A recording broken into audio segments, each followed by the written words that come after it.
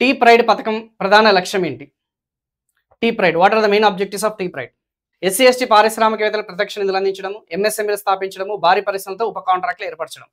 1 and 2 సరైనవే, 2 and 3 సరైనదే, 1 and 3 సరైనదే, 5 అన్ని సరైనవే. సో రైట్ ఆన్సర్ వచ్చేసి సి, 1 and 3 మాత్రమే కరెక్ట్. ఎంఎస్ఎంఈలు స్థాపించడం అనేది టీ ప్రైడ్ యొక్క ముఖ్య లక్షణం కాదమ్మా, ముఖ్య లక్ష్యం కూడా కాదు.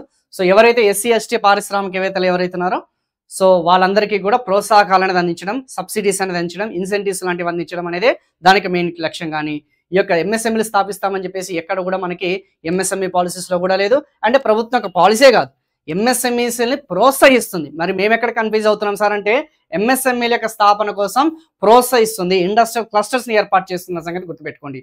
అండ్ భారీ పరిశ్రమలు ఉప కాంట్రాక్ట్లు అనేది యాన్సిలరీ యూనిట్స్ ద్వారా వాళ్ళకి ఈ యొక్క ఉప కాంట్రాక్ట్ అనేది ఇప్పించడం కూడా ఈ యొక్క టీ ప్రైడ్ యొక్క మెయిన్ లక్ష్యం. ఇంక్లూజివ్ గ్రోత్ రేట్లో భాగంగా సో కొన్ని రిజర్వేషన్స్ అని ఇచ్చి ఎస్సీ ఎస్టీ ఎవరైతే మహిళలకి ఎవరైతే ఉన్నారో వాళ్ళకి పారిశ్రామికవేత్తలు ఎవరైతే ఉన్నారో ఉద్యమ నేతలు ఎవరైతే ఉన్నారో వాళ్ళందరికీ అందించడం అనేది దానికి మెయిన్ లక్ష్యం. 1 and 3. అంతేగాని ఎంఎస్ఎంఈని స్థాపించడం అనేది టీ ప్రైడ్ యొక్క లక్ష్యం కాదు. ఎంఎస్ఎంఈని ప్రోత్సహిస్తుందన్న సంగతి గుర్తుపెట్టుకోండి. ఓకేనమ్మా, వెరీ వెరీ వెరీ ఇంపార్టెంట్.